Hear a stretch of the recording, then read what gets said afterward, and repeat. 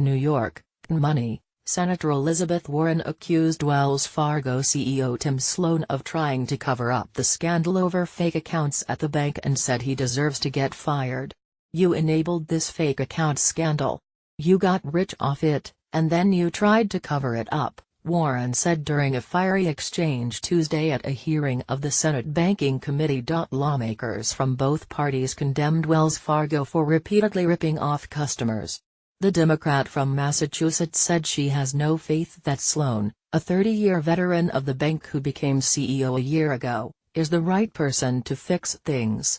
"At best, you were incompetent, and at worst, you were complicit," Warren told him. "Either way, you should be fired."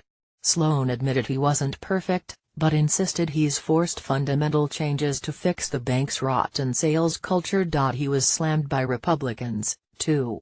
Senator John Kennedy of Louisiana said to Sloan, "What in God's name were you thinking?"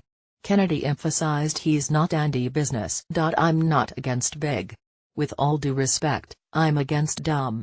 Senator Sherrod Brown, the top Democrat on the committee, accused Wells Fargo of going to great lengths to bury this scandal by using forced arbitration clauses to prevent customers from suing. Sloan told Congress on Tuesday that management failed to take decisive action to head off the scandal that has rocked the bank for the past year.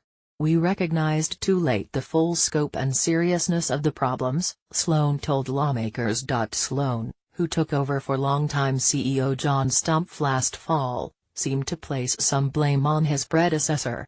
"The bank's leaders acted too slowly and too incrementally. That was unacceptable," Sloan said. Wells Fargo is being hauled back before Congress almost exactly a year after the bank's first hearing on the fake account scandal. Since then, Wells Fargo has admitted to even deeper problems. Sloan said, "This was a year of disappointment and transition at Wells Fargo." Wells Fargo is hoping Tuesday's hearing before the Senate Banking Committee goes better than last year's. During that hearing, Stumpf was berated by lawmakers, most memorably during a fiery exchange with Senator Elizabeth Warren. Stumpf stepped down 3 weeks later. "We came to Congress without a good plan and all of you were right to criticize us," Sloan said. He explained that when Stumpf testified last year, Wells Fargo had not fully grappled with the damage the scandal did to its customers and employees.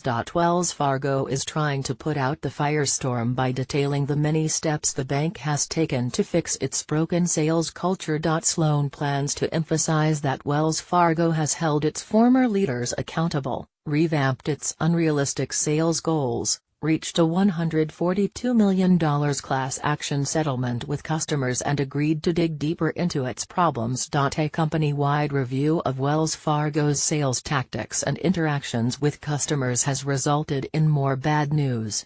Wells Fargo recently uncovered up to 1.4 million more potentially unauthorized accounts, bringing the total to 3.5 million. The bank also admitted to forcing up to 570,000 borrowers into unneeded auto insurance, including thousands whose cars were wrongly repossessed. "I am deeply sorry for letting down our customers and team members. I apologize for the damage done to all the people who work and bank at this important American institution," Sloan said.